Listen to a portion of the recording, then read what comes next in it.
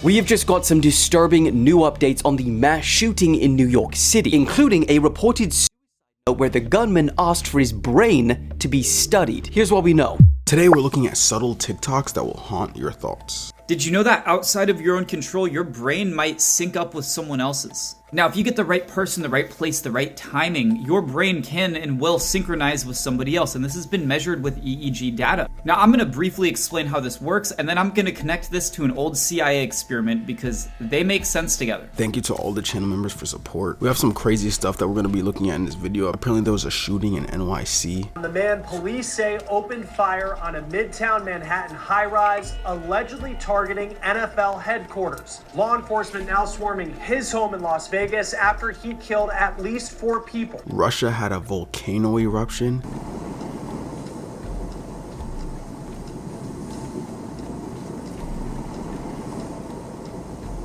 And I think they also had an earthquake. Crazy stuff going on in the world. So we're going to be taking a look at that today in this video. If you haven't subscribed yet, make sure to subscribe. And also, let's try to get to like 3,000 likes this video because why not? Let's go.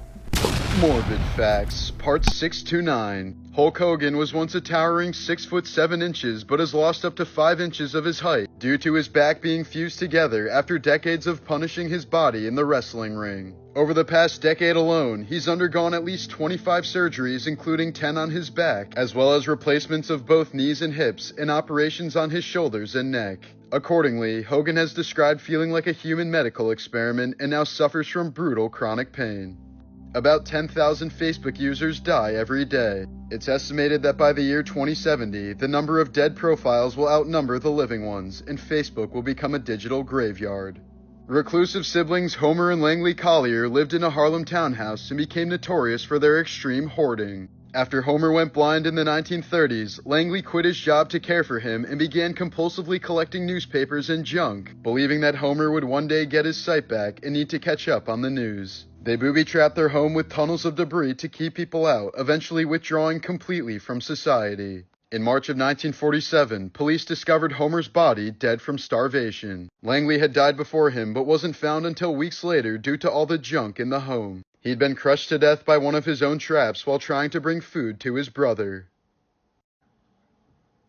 There's a conspiracy theory that claims that we're already dead, and the evidence comes from science. There are 2 things that are documented to happen when someone clinically dies. The first is that your entire life will flash before your eyes, and the second is that your brain keeps working 7 minutes after your body is gone. And we've literally recorded the brain still firing after death, actively creating memories. So for 7 minutes, we're in this dreamlike state where we're reliving our entire life. And according to this guy you may have heard of, Albert Einstein, time is relative. But what does that actually mean? This is suggesting that 7 minutes in the real world could feel like 100 years in the dream state. Kind of like when you fall asleep, you dream an entire movie, then wake up 5 minutes later. Now here's where it gets weird. Some people believe that we all died in 2012. That's when the Mayan calendar predicted the end of the world. And remember, this is all just for fun, and this is just a conspiracy theory. This theory suggests that instead of an apocalypse, we collectively slipped into this 7-minute brain echo. And this right here, right now, is our dream. This is us reliving our memories. And little time glitches, little weird things like the Mandela effects, or like deja vu, or feeling like the world is off, those are just cracks in the memory trying to keep itself stitched together. So this theory is saying that that would mean that the world did end and we just haven't accepted it yet. Do you think we're 7 minutes into the afterlife? You can come over here for longer freaky videos. I don't know, they're always saying like the world ended in 2012, but at the same time, I feel like the calendars are off. Am I wrong? I don't know. I've heard that our calendars have been wrong for the longest time. Like apparently July and August weren't supposed to actually be a month, and they were named after like I think some type of Roman Empire, like Julius Caesar was for July, I think. But I've learned that our calendar right now isn't necessarily the right calendar, if that makes sense. Morbid Facts, Part 106. In 2010, Ozzy Osbourne had his genome sequenced to understand how it was possible for him to still be alive after so many years of abusing his body. Researchers found mutations related to addiction, metabolism, and Ozzy's Neanderthal ancestors. In fact, he carries several 100,000 genetic variants that have never been seen before by scientists. meaning if he wasn't a literal mutant, he likely would have died decades ago. In 1974, there were likely over 100 active serial killers in the United States, including Ted Bundy, John Wayne Gacy, and Dennis Rader. As of right now, there's still estimated to be anywhere between 25 and 50 active serial killers in the US. In an effort to enforce prohibition in the 1920s, the government began adding poison to industrial alcohol to prevent people from drinking it. Supporters of the policy argued that people were basically killing themselves by breaking the law, so they deserved to die. Up to 50,000 people were killed as a result of the government's extreme enforcement. This has gotta be one of the craziest videos from the earthquake so far. So doctors in Russia were seen continuing their surgery as the hospital is being rocked by one of the most powerful earthquakes in recorded history, the 6th most. But they didn't panic. They didn't run out the room and try and save themselves. Rather, they remained calm, they finished their surgery, and stayed with the patient until the very end. In fact, the health ministry even posted after showing that the surgery was successful and the patient is recovering well. God. He said that was one of the most powerful earthquakes they've experienced. How did the building not fall? I feel like with earthquakes, like buildings tend to like just crumble. I mean, maybe there's certain types of buildings that can withstand earthquakes, but the earthquake, either one wasn't that powerful or that building was like made out of like titanium or something. Let's talk about one of the creepiest videos that are on the internet right now. The Mano video. You guys will not stop sending me this, so let's talk about it. On July 6th, 2025, user Victor Choque77 would upload a video that would terrify its viewers. As in the video that now stands at almost 7 million views, you'd see Victor driving and doing this. Con estos deditos te puedo hacer cosquillitas. Yeah, that's pretty crazy, right? People in the comments would then ask if that's a real hand. I have chills. I'm a little bit scared. Some people doing some crazy theories. Like this person said, looking through his videos, he's either on an unaliving spree or he unalived his wife and that's her hand. That's kind of crazy. But listen guys, I did a little bit of a deep dive. And aside from this guy publicly just stating that he wants to be in a nice relationship, I think he's in one now. I'm not sure. I think that's a fake hand. Let's think about it, right? Like it would be rotting at this point. Right? I'm pretty sure that's like a mano que agarras para hacerte las uñas, you know, and to like practice. He installed it on his truck. Now, is that in itself creepy? Yeah, I think so. That looks horrifying. Do I think this is real? No. But do I think this is creepy? Yeah, I do think this is creepy. What do you guys think? Is this real? Is this fake? Is he just goofing on us, or are we about to be on a documentary? I hope not. Let me know. Yeah, I saw that video last night and I was like, yeah, that's definitely a fake hand. And she made a good point, because if it was a real hand, it would be rotting and it would not look like that. These are my confessions as a psychic medium, part 6. Somebody came to your grave and broke out your stained glass window. You would absolutely know that that happened, and that person would probably not have great karma coming up. Not all cemeteries are haunted, but every cemetery has spirits. See, a lot of the graves, especially in older cemeteries, nobody they know and loved exists anymore. So let's say when you go and visit one from the 1850s, you start focusing on the memorial, the reason why they end up showing up is because you're connecting with them. Because that's the last place they exist in this entire world. Now, are some spirits just roaming the cemetery? Absolutely, and this is because they passed tragically or they took their own life. And so essentially when you show up, they want to connect with you. That way they can find their light and move on to the higher vibrational state, or heaven. Heaven actually exists. There is a very dark place, people like to call it HE double hockey sticks, and there's absolutely a middle area, or what some people call purgatory, but it's not necessarily like that. It's more here. And in fact, the more I learn about it from how spirits talk about it, it's exactly what our area looks like, except it's just wax color. The reason why you got those goosebumps on your left hand side of your body when you started thinking about your family member is because they were actually right there touching you. Goosebumps are spirit touches. The spirit is trying to connect with you. It's going to come across really in two ways. One, you're either going to start to get a lot of signs, symbols, feelings, and emotions, and you won't know what that means. It's because you haven't learned the language of spirit. The other way is that you're going to actually hear them in one of your ears. It almost sounds like somebody put a Bose headset in one of your ears, and you can hear it audibly. All you got to do is just say hi, see if you get any more messages. If you lost a child tragically, as soon as your child passes, they will come back home with you. And if you are a person that hasn't cleaned out their room, know that they still play in it. You sit in there with them. They are there with you. That's why you get goosebumps. They have moved on to the light though. Kids always move on to the light. We seem to only see spirits or experience spirits in the dark. It's because during the day, there's too many things going on. And so when it's nighttime, it's hushed. And so we're able to connect better. And also remember, 99% of the time, spirits are more afraid of you than you are afraid of them. The only way that they can connect with you is that if you are vibing at the exact same frequency. So like channel on a radio station. So if they show up and you start to get scared, you're gonna automatically make that channel disappear and they can't connect. Alcohol is absolutely terrible for you. Not only is it terrible for your body, but it also puts you in a lower vibrational state so that you become your emotions. So I want to remind you, it's called spirits for a reason. Anybody can be a medium. In fact, we're all mediums. We're all antennas walking around and we all talk to spirit. Don't let anybody gatekeep you and say, oh, these certain people can be psychic mediums. They're lying, they're jealous, and all you have to do is learn the language. He can teach you. If you haven't heard of the disturbing story of these dark web shoes, you have no idea what you're about to get into. Because this guy was f***ing around with the dark web and he found out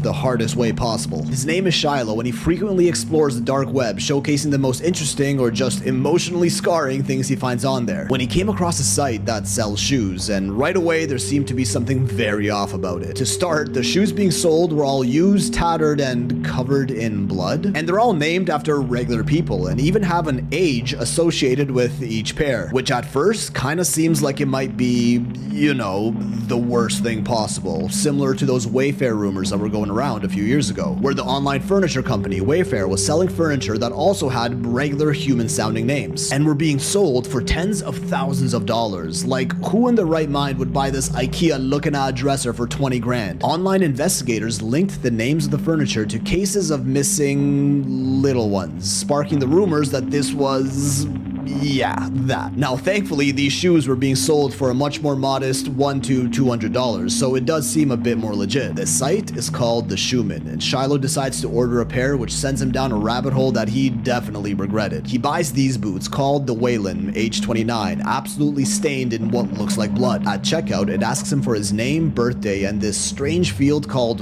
rental length, which he just puts at 1 year. He confirms the order, the shoes get shipped, and surprisingly actually arrive in the mail a few days later. Don't worry, he definitely used the P.O. box. He unboxes the package and the boots are there, exactly how they look like on the site, red stains and all. And this is about where things take a turn to the absolute worst a dark web shopper could imagine. Cause as he's inspecting one of the boots, a VHS tape unexpectedly slides out from it. A VHS tape from the dark web is just about the worst combination anyone could ask for. But he doesn't have a VHS player, understandable, who does these days, so he orders one off the internet, like the normal web. In the meantime, he tests the red stains on the shoes to see what they really are, noticing that hydrogen peroxide foams up when he poured it on, which is expected with blood, but false positives are a possibility. So he orders luminol, a liquid commonly used to test for blood, which makes it glow blue under a UV when sprayed on. And it does exactly that. The stains on the shoes are in fact real blood, confirmed. The VHS player comes in so he can finally watch that mysterious tape. It's over an hour long and plays a bunch of weird shit, a title scene that says The Shoeman, and a series of random clips that don't seem to make much sense. A collection of messages from old movies and commercials compiled together. There's this section of some old movie that's played backwards. He reverses it and it says this. Oh, the devil knows that. I heard her moving things all around that room all night. Never heard such goings on. The tape also talks about not losing or destroying the shoes, as they will eventually get collected, which I guess is what that rental length field was for when he bought them. He says there are a couple parts of the tape that are definitely not safe to show on the internet, which you could only imagine what that might be. But it also has sections called submission slots, where it just shows a name and a submission. And these slots are filled with other people wearing the shoes they ordered, but are also not moving and, according to him, sometimes disfigured. Basically, everyone who orders a pair of shoes gets a copy of the tape, and they need to add their own part to it showing the shoes. Shiloh sees a submission slot with his name in it, so he's expected to record his own part for the tape. But the thing is, your submission could also get rejected for whatever reason, and the names of the rejected submissions were also the names of the shoes on the site. Submit or be submitted, as it says periodically throughout the video. Meaning if you don't add to the tape, or if your submission gets rejected, you get submitted by the shoeman, who will add you to the tape himself. He checks the shoeman dark website again and finds out the entire marketplace has been taken down, but somehow it just keeps getting worse. The next day, he notices the heel on one of the boots is hollow. He cuts it open to find a blinking tracker inside, a GPS device with a SIM card that stopped blinking 5 minutes after he took it out. He goes on to buy a burner phone to test the SIM card in the tracker, and he gets service. The SIM card is active. So he investigates the actual tracker device using a USB converter to plug it into his computer, which lets him see the code the device was running and confirms that it was in fact sending his location to some phone number that he can now see. He assumes this is the number of the one who planted it, possibly the Schumann himself. He calls the number using his burner phone and he gets this voicemail. I know who you are. I know what you did. And if you found this number, sounds hella I'm coming for you. Seductive. The price must be paid. Shiloh sends him a voice message back, and the next day the original voicemail changes to a completely different voice, claiming they are now trying to contact him specifically. So he texts the number asking what they want, and he gets a reply saying that he knows who Shiloh is. He's seen his videos online, which have been getting a lot of attention, that the tracker is his and that he's on Shiloh's side, letting him know to not trust the Schumann. Then continues to say that more will be on the way and that he usually doesn't wait this long to make the rules known, that the effects have already started to show. A bunch of creepy, cryptic messages with little context. Turns out this guy seems to be someone who rented these shoes previously and installed the tracker to track down the Schumann. But Shiloh's worried that it may actually just be the Schumann messing with him. A few days later, he gets a surprise package to his P.O. box that he never ordered, and it's another pair of shoes that appeared to be damp. Now this pair also has a VHS tape inside one shoe and a cell phone in the other. The cell phone only has one number in it. He calls it, and the burner phone that he's been texting that guy with rings, meaning this is the phone he's been texting with that the guy now sent to him. At this point, he looks understandably very disturbed, claiming he's got to end this series before something really bad happens. As of now, his last video on the topic is him explaining that he needs to stop posting about this, that he can't explain why, but it's for a good reason. Whether this was all for show, a creepypasta ARG as they're called, or completely real, who knows, but everyone keep an eye on Shiloh and pray for his safety. So science can't explain why up to 20% of people have an outer body experience, where they feel like they're floating above their body and they're able to visit different places. This sounds completely woo-woo, but in the next minute, I'll explain the science behind it. So an outer body experience are moments when people feel like their consciousness exists outside of their physical body, and it feels very real. A recent review article looked at all of the research on OBEs and found something quite interesting. Because everyone's experience is very unique, they did, however, identify some universal themes. OBEs can happen during deep relaxation, sleep, meditation, near-death experiences, childbirth, drugs like ketamine, and even in certain neurological conditions like epilepsy. And people generally had a long-term transformative effect from this experience, where they had less fear of death, more empathy towards other people, altered worldviews, and greater life satisfaction. Key takeaway here is that OBEs are not another weird phenomenon. It's actually very common, and it can be deeply healing and transformative for people who go through it. And by removing the stigma of being labeled crazy, we can use these experiences to help healthcare practitioners, researchers, and patients to heal and thrive. There are vans driving around your city right now that can literally see through your walls and no one told you. They're called backscatter vans, and yes, they're real. These unmarked police vehicles are equipped with mobile X-ray scanners that can see through buildings, car doors, and even into your home from the street. You won't hear them, you won't know they're there, and they don't need a warrant. This isn't science fiction. These vans have been used in major cities like New York, Miami, and Los Angeles.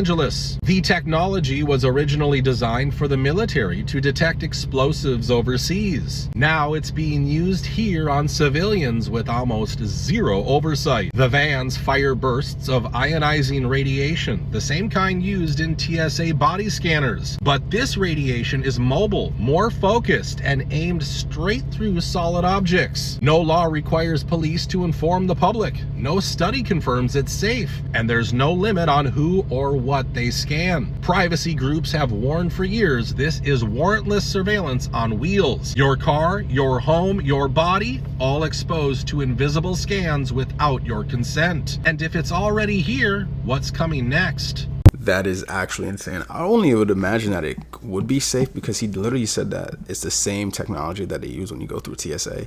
So I don't think it would genuinely hurt people, and they've been probably using it in the military for a very long time. But in terms of like privacy, yeah, that's gone through the window. I feel like America's privacy has been gone through the window, if I'm being honest. There might be an actual serial ender on this app right now. So recently, this account called The Hunger Killer has been posting some very disturbing videos. In one of these videos, they show off their basement where you can see what appears to be someone's jeans on the table right there. And in another video, they show what appears to be multiple graves in what I assume is their backyard. And according to people in the comments, there's actually more stuff that just isn't there anymore, such as them showing off an unalived person on their story. And they also apparently had multiple videos that have since been taken down. Now, I haven't seen these videos that have been taken down, so I don't know what exactly was on them, but if anybody has them, please send them over to me. Now, as for the reason that people think the Hunger Killer is like posting all this, apparently people think the Hunger Killer might eat other people. A lot of other people also think that the Hunger Killer is just posting to brag about their victims and to sort of gain notoriety, which does make sense, but I think the most plausible thing is it's probably just fake. I mean, someone probably just went out into their backyard and dug all these holes to make a creepy looking video. And if that is the case, I must say they succeeded, and they might actually have one of the creepiest basements of all time. But the fact that they posted someone who was unalived on their story definitely does make it seem a little more real. But what do you guys think of this?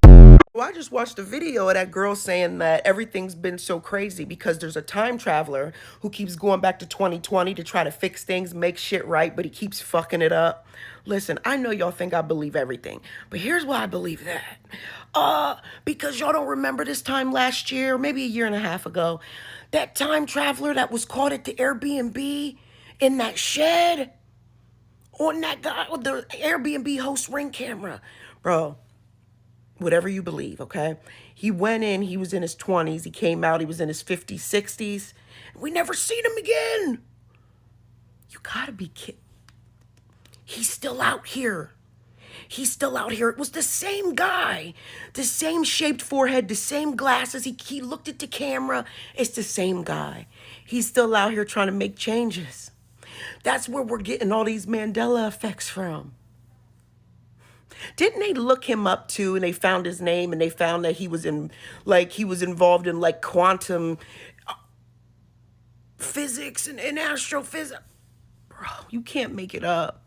That's him. He's still out here. I forgot what video, but I think it was like a video I made like 2 months ago where we actually looked at that. Where the dude went into the shed completely looking normal, young, and then he came out of it like a couple days later, like looking older. It was kind of strange, but. So the Pentagon actually confirmed for once the video of the pyramid-shaped UFOs caught off the Navy vessel. So you're gonna see, I'm gonna show you the video on here, but it's basically, it's in the night vision, and they released it and it was all over, and I was kind of like, okay, you know, we have a lot of videos, we do, because there was footage from a year ago and then 2 years ago also from a Navy vessel, and that just kind of got buried. But the Pentagon has consistently been going on and on about there's no evidence whatsoever of any of this stuff. We see nothing. There's nothing going on. Everybody shush. So I don't show very many videos, UAP videos. They're all over the place. There have been some really good ones coming up lately, so I am going to put those up because they're pretty intriguing. But this one I found, and I just feel like this is a step in the right direction. The fact that they actually confirmed that this is a real video that they captured. Plus, it looks pretty cool. Want to get creeped out? Let's talk about the Raven Man ritual. This is essentially a summoning ritual where you are calling upon a dark entity called the Raven Man. You can ask him for knowledge or favors, but of course it comes at a cost. If you ask too much of him, he might call upon you later to return the favor, and whatever he's going to ask you to do, you're not going to like. Also, let me know if you would do a ritual if you're crazy enough, but don't do it, but just tell me if you're crazy enough too. Of course, the Raven is an omen of death, but it's also a symbol of wisdom, cleverness, and being deeply aware. This duality reflects the nature of the Raven Man. Oh, and in case you don't know, I do not suggest you do this ritual. I wouldn't do it, okay? I like creepy stories, okay? Do we understand each other? Because whether you believe in the Raven Man or not, whether you believe in the Midnight Man, whether you believe in the Man in the Fields, okay? I don't care what you believe in. I don't care. I don't care what I believe in. When you invite something into your home, into your space, I don't know what's going to show up. I don't know if it's going to be the Midnight Man or the Man in the Fields or the Raven Man. It could be something worse. It could be something better. I don't know. That's a gamble that I'm not going to take. I'm not much of a gambling girl. Anyways, moving on. Now, there are 2 different ways that you can do this ritual. The first way is alone. And the second way is with 2 other people. But the second way is harder and more dangerous. So first, I'm going to give you a little explanation on the solo mission. You got to do it at night. It should specifically be on a night where it is cloudy or moonless. There cannot be any artificial light. No glow from street lights, electronics, headlights. You got the picture. No glow. And you need to do this in a quiet place where you will not be disturbed. You will need 5 candles, a lighter, or matches if you want to have that cool ritual vibe. Salt, always great for when you're doing anything spiritually risky. A sharp object in which to draw plasma from yourself, a candle snuffer, which is optional, or a wet cloth, something you can put a candle out with other than blowing it out. And you will also need a talisman or an object of protection, something you believe in. That's the most important thing. Step 1, block out all outside light. Draw the curtains and turn off all electrical devices. Number 2, create a circle of salt, but do not get in the circle of salt. This circle of salt is not for you. Sit outside of the circle of salt, facing it. Place 5 candles in front of you. Light the first 4 candles one at a time, and as you light each candle, and here's a little flaw in the ritual that I found, it says light the first 4 candles one at a time and say each part of this incantation, but there's only 3 parts to it, and you're supposed to light 4 candles. So my advice is to light the first candle and then say it with the other 3. I don't know. Anyways, you say, on this dark night, I call on the Raven Man. That's number 1. Appear before me, here and now. That's number 2. And number 3 is, and do my will. Then you're supposed to use something pointy, give your finger a little nick, which this is offering a part of yourself. Not a good idea. I don't know if I made that clear or not, but it's not a good idea. Thank you. Anyways, you're going to put some of that plasma on the 5th candle and recite, the flame is my beacon. The plasma is my sacrifice. Sacrifice. Pay attention to that word. No. That means don't do it. And then you're going to light that 5th candle. After you light the 5th candle, the Raven Man will make his presence known. But lucky for you, he's going to be confined to the inner circle of your salt ring. It also says you might be able to see him, but most likely you can't see him, which is great because then you don't know if it's working or not, right? Not good. This is where you get your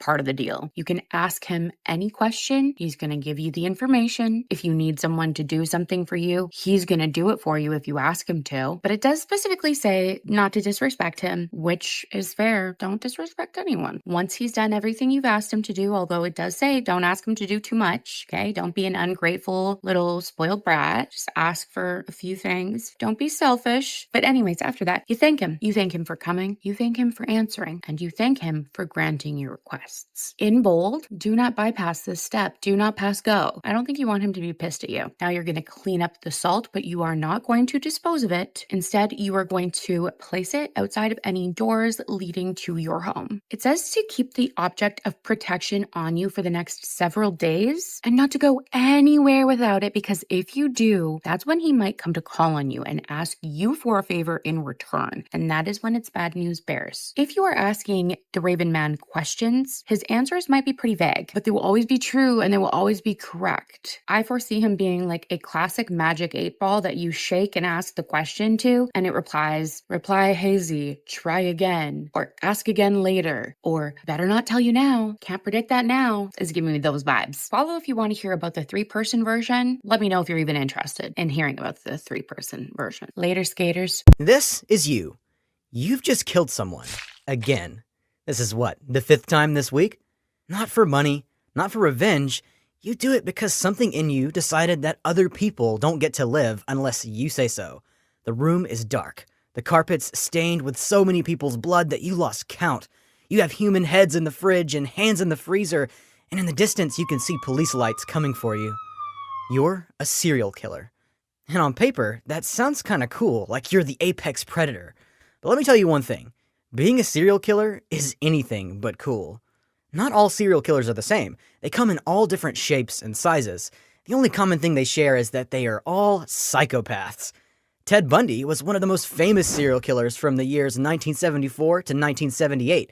He has 30-plus confirmed kills, but it's rumored that that number could be as high as 100-plus. His weapons of choice were a crowbar, and he used blunt trauma, or strangulation usually, to end his victims' lives. See, unlike you, Ted Bundy was a so-called good-looking guy, so his main victims were women, and he didn't have any problems getting them. His main move was pretending to be injured. Maybe his arm was in a sling or something, then asking women for help. When they leaned in, boom! Crowbar to the head. Then he dragged them into his car. Some victims were assaulted, others decapitated, and he even kept some heads as souvenirs. Charming, right? Now the only thing scarier than a charming lady killer is a clown serial killer. Yeah, you heard that right.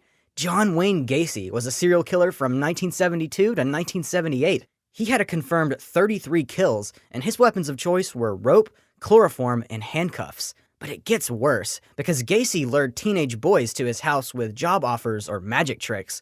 Once they were in, he'd handcuff them as part of his act, then choke them using a rope and a stick, tightening it slowly until they stopped breathing. His basement? Full of corpses. A literal crawl space of horrors. But I'm not sure what those kids were expecting. I mean, look at him. He's a scary-ass clown. And then we saved the best for last.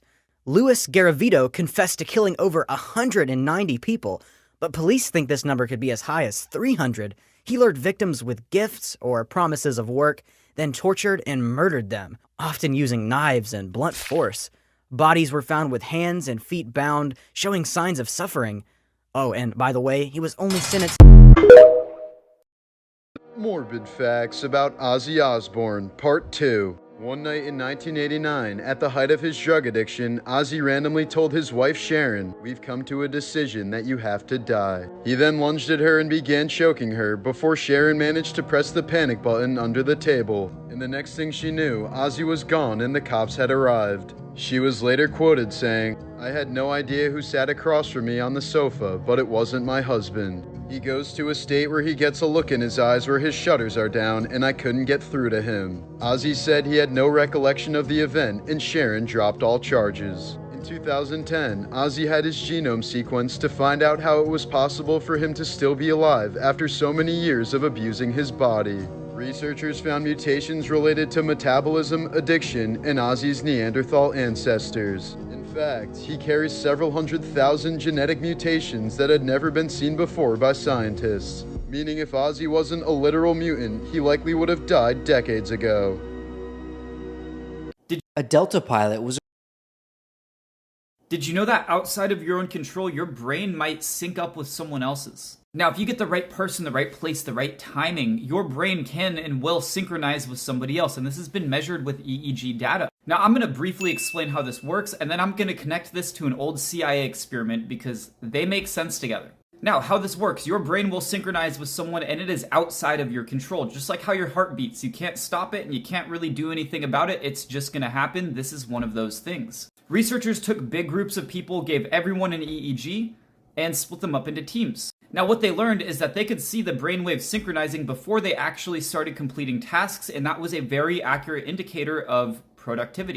Basically meaning the people who synchronized, even if they didn't really like each other much, were super productive, while the teams that vibed and had a good time, enjoyed each other's company, was a very unreliable marker for success. That being said, you can't go off the vibes. This is something that happens that you can't feel.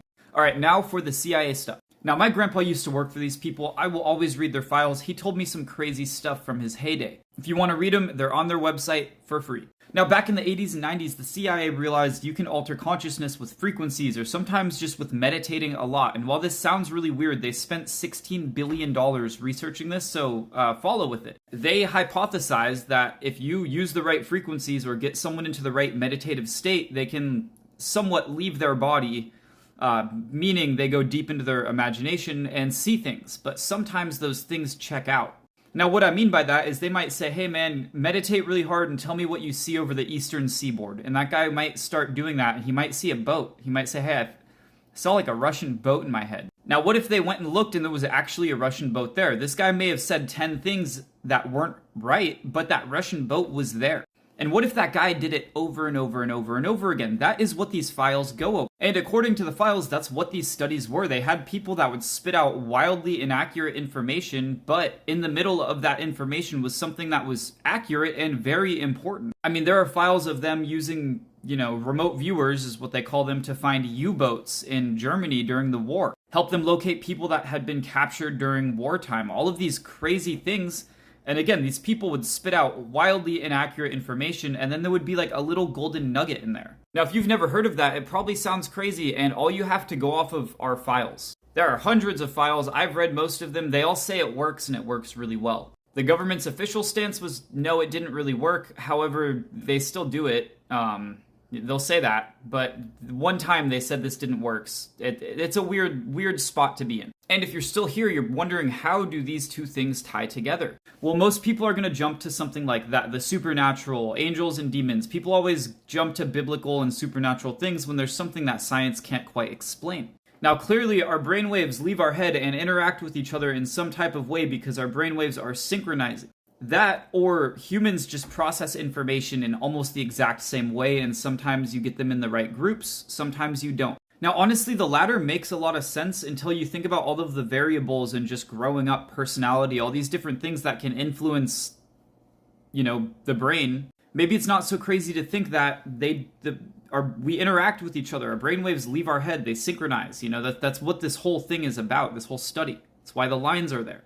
So it's simple. The CIA takes a remote viewer, as they call it, and puts him in a room and says, you need to find a boat in the eastern seaboard. And that guy starts looking really hard in his imagination, but maybe these people that can remote view, maybe they're not psychics or there's anything supernatural, which is likely not the answer. If it's all real, maybe their brainwaves can just synchronize from really far away. Maybe they can just get it all the way out there and back, and they can just get a glimpse. Is that so hard to believe? Again, for all of this to work, you have to trust the CIA. That is the biggest foil in this whole thing. That being said, it's so interesting to think about. I always am thinking about this. I think humans are connected, sort of, not in a spiritual way or anything, and it can totally be perceived that way, and that's probably the most comforting way to perceive it. But just at the base level of what science can measure, I think our brainwaves just interact. I think that's the reason that sometimes, you look at someone and they immediately turn around and make eye contact with you. Just these little things that happen that are like hard to explain when it happens over and over and over again. I mean, we've observed this brainwave synchronicity in classrooms, the military, these independent teams during research. It is very beneficial and happens for a reason fully outside of our control. And if this is all real, again, psychic people don't have powers anymore. They're just really sensitive to whatever the fuck is going on when this happens. I mean, I've had people come up to me and just know stuff about me, and that's weird. And again, this inner synchronization is something we have known about since the 2000s and has not really been researched further for probably a lot of good reasons. Number one, it's very expensive to EEG that many people. The conditions always have to be the same. There's a lot that goes into it. But on top of that, dude, you could use that for some horrible things. That was the first thing I thought of, was like, that could be used for terrible things. But it goes to show we really don't know anything about the brain. I even invented something that no one understands how it works. This is not a commercial, but it's relevant to the video. Now, in that CIA study, they were using 2 frequencies to mess with your brainwaves. I had a dream, and I was like, what if I used like 14? So I used 14, and it works. It works really good. Science said that shouldn't work at all, but I was like, I had a dream about it. I figured I'd give it a shot. Now, basically, they would use the 2 frequencies in the CIA study to get someone to like gamma or beta, which is different brainwave states based on frequency. The whole world is frequency and vibration. Everything's vibrating matter. So you can trick your brain into mimicking frequencies based on what's played in your ears, right? The CIA would use it to get you into one state, like beta or gamma. It can make you a little bit awake, a little bit tired, not much more than that. My idea was, if you can use multiple of these at the same time, what can't you do? You can make someone very tired, very awake. You could make them feel more fear than anyone should experience. You could make them not able to sleep. Also you could do horrible things with this vibe to it. But that being said, there is so much we don't know about the brain, and people need to start studying this way more. Just because you might not make a ton of money off it selling a clinical device does not mean we should not learn. And with Septisync specifically, my creation, I am going to push to learn about this. I want to know how it works, why it works. If I can really influence different brainwave states simultaneously, dude, I could change the world. I could make so many things that can actually help people. I mean, it wouldn't be hard to start reversing things people are dealing with. You're an insomniac, here's something that can literally make everywhere in your brain want to go to bed. you're too sleepy all the time, here's something that mimics how Adderall affects your brain minus the actual chemicals.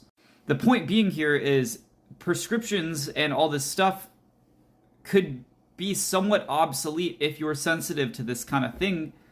I mean, think about that. Think about that. We've known about the binaural beats, the sound to change brain frequencies, since the 80s. I was the first one to put like 14 of them together. There's not even a patent for it, you guys. I have patent pending on that.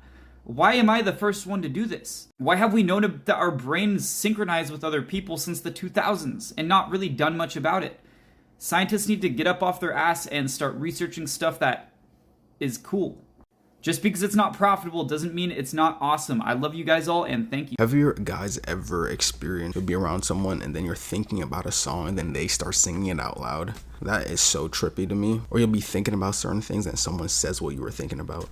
It's weird, bro. A Delta pilot was arrested on Friday right after landing a plane when federal officers stormed the cockpit. This one's a little confusing, so buckle in. On July 26th, Delta Flight 2809 took off from Minneapolis at 7:27 Central Time in a 757 and started heading west to San Francisco. At roughly 9:30 p.m. Pacific Time, the plane landed on runway 28 right after being delayed slightly, reportedly due to fog, and began taxiing to its gate. Once reaching said gate, the passengers witnessed something they never expected. Before anyone got off, roughly 10 officers, some of which were from the Department of Homeland Security, boarded the plane. According to one passenger, they, quote, stormed the cockpit, arrested one of the pilots, and took him off of the 757. Passengers also said the other pilot looked surprised and said he had, quote, no idea what just happened. Delta still hasn't released an official statement yet, and Homeland Security also hasn't given any details.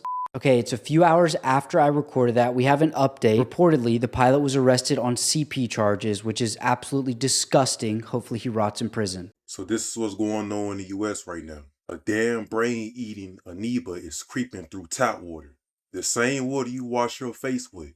This ain't just some horror movie shit. It's real. A little microscopic demon can crawl up your nose and start eating your brain from the inside out. That shit is crazy, bro. That's scary as fuck. Symptoms like freight train, headaches, fever, confusion, and if you don't catch it early, 97% fatal. That's not a typo.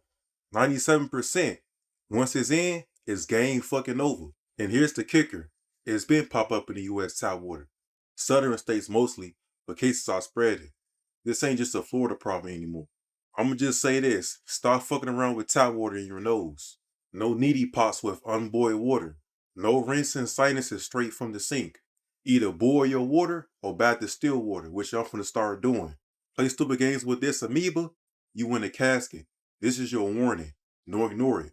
I mean, I don't know if any of you guys ever rinsed your nose with just pure tap water. I highly advise that you shouldn't do that. I don't know. I feel like tap water is just filled with so many different things that you don't even know about. I mean, I guess it depends on where you're from. Maybe if you have a filter, it might help, but... nah. We have just got some disturbing new updates on the mass shooting in New York City, including a reported note where the gunman asked for his brain to be studied. Here's what we know. 4 people, including 1 police officer, was killed after a man, now identified as 27-year-old Shane Devin Tamora, walked into the lobby of the Blackstone building in Midtown Manhattan and started opening fire with a semi-automatic rifle. He then took the elevator to floor 33, where he shot himself in the chest before police could arrest him. Now, as of yet, we don't know why he chose the 33rd floor, or even if there's any significance to the floor or the number. Now, authorities say that he had a documented mental health history, but that he was licensed to carry a firearm in Las Vegas, where he was from. Now, here's where things get crazy, because law enforcement sources say that according to papers found on the shooter's body, they indicate that he had grievances with the NFL. In fact, the Blackstone building that he targeted houses the NFL's headquarters on the 5th floor, and one of the victims, who is currently being treated for serious injuries right now, is an NFL employee himself. CNN also report that Tamora was found with a suicide note in his back pocket saying, "Terry Long football gave me CTE and it caused me to drink a gallon of antifreeze." He also apparently wrote, "You can't go against the NFL, they'll squash you," and then ended it with, "Study my brain, please. I'm sorry, tell Rick I'm sorry for everything." For those who don't know, CTE is an Alzheimer's-like brain disease linked to head trauma and is most commonly associated with football players. CNN also spoke with one of the gunman's high school friends who said that Tamora was never problematic, he was a good athlete, and even called him him a great guy in general. So he said he was shocked when he heard the news, but he hadn't spoke with Tomura for over 10 years. Now, police have since searched his car and they found a revolver, ammunition, magazines, some prescribed medication, but no explosives were found. They also say they are still investigating motives, so I'll keep you guys updated when we have more. Bro, what is going on? Not only are China having to deal with tsunami warnings, but now Shanghai are evacuating 280,000 people because a powerful typhoon is approaching. They don't want us to see August. Sorry about that. So, on Wednesday morning, Typhoon Koumei made landfall on China's east coast, halting hundreds of flights and ferry services. They imposed speed limits on roads and railways, and they also triggered the second highest storm alert warning. And to make matters worse, the storm is now approaching Shanghai, China's most populated city, and is expected to make impact this evening. Fantastic. You guys won't believe me, but a volcano has just erupted in the far east of Russia. I don't know if we're going to see August. Crazy part is that this volcano is also in the Kamchatka Peninsula where this morning's earthquake took place. And so they're either linked or today's just a really bad frickin' day. Luckily, it's in a remote area, so it hasn't caused much disruption apart from a few aviation warnings. But yeah, add erupting volcanoes to today's list of tsunamis, typhoons, and earthquakes. We're halfway through 2025, and I gotta say, like, this year is definitely one of the most interesting years, other than like 2020. You know what I'm saying? 2020 was probably like the most interesting year, but like this year is going crazy. Like a volcano eruption, earthquakes, crazy amounts of plane crashes. It's crazy. Thank you all for watching.